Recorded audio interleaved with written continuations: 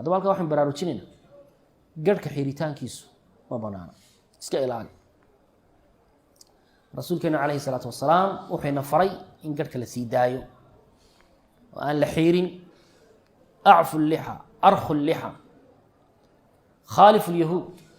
yahuudda khilaafa garhka sii daayay buu rasulku yihi calayhi salaatu wasalaam midda labaad garhku ragga qurux buu wey garhku ragga muxuu yahay qurux buu wey waa nin quruxdiisa markaa iskaga tegaya wey saxaabadii iyo rasuulkuna sala allahu alayh waali wasalam garhka waa daayeen oo garhka ma xiiri jirin fuqahada iyo culimmadu waxay yidhaahdeen qofka haddii garhkiisa loo geysto jinaayo tacaddi nabar baa lagu dhuftay deetana timihii garhkaa daatay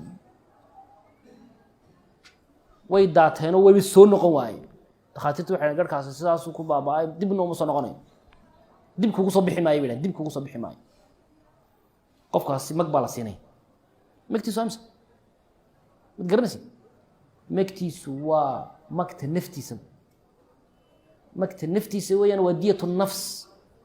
100 min alibil 100 neefoo geela buu qaadanaya ya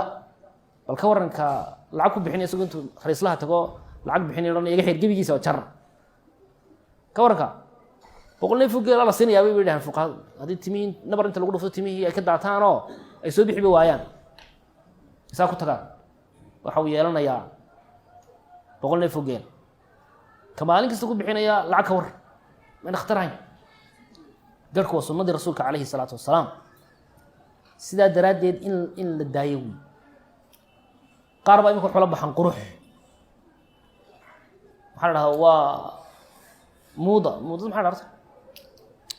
ya model miya waa modelka casrigaa wey nin gaala hadduu labadaa dhafoor u xiro way xirayaan dhowr hadduu la baxo way la baxayaan raama hadduu la baxo way la baxayaan garhka hadduu sii daayo way sii daynayaan surwaalka hadduu gaabsado oo koraamaha kor uga qaado way gaabsanayaan hadduu sii daayo way sii daynayaan hadduu surwaalka barida ku xidho barida ku xidhaya bal ka warran billah caleyh gaal buu ku dayanaya wuxuu rasuulku ku dayan waaya calayhi salaatu wasalam nebigiisi maxamed oo ajar ka helaya weliba kan ku dambaabaya marka waxaa loo baahan dhalinyaradu inay halkaa inay diintooda bartaan rasuulkana sala allahu alay wasalam sunnadiisa ay markaa ku